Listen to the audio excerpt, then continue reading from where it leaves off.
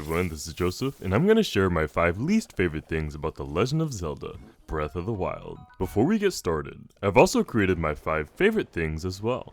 Be sure to check it out. I would also like to share that this does not mean I dislike the game. I love this game and put countless hours into playing. After all, this game was rewarded with the Game of the Year award.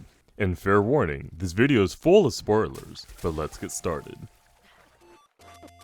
Number 1. Water. Who knew water would be such an annoyance in this game? The swimming controls are clunky. It is difficult to pilot in tight situations. You're more than likely going to run into an enemy and have the chance of drowning. There's really no reward for swimming where I just avoided it altogether.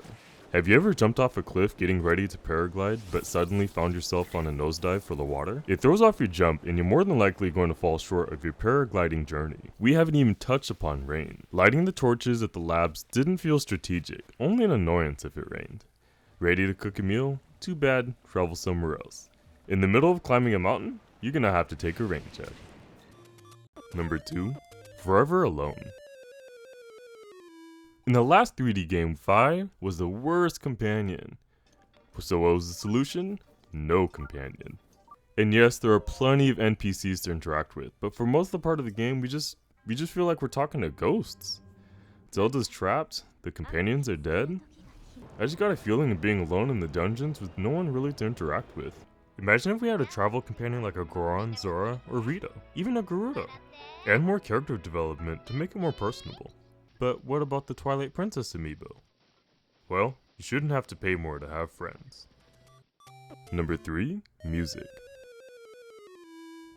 I would like to start off by saying the music in this game is great. It's just the lack of music that could have made the game better. Music can make a video game a masterpiece.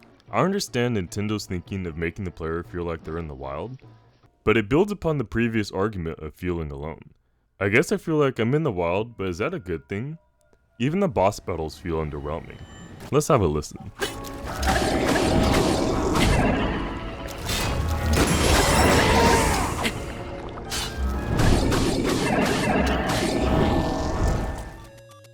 Number 4. The dungeons. I for one don't mind that there are only 4 dungeons in the game. I believe there's enough content that makes up for it. My complaint about the Divine Beasts is the lack of atmosphere. I feel like not much variety in the atmosphere among the 4, and it's the same goal in each.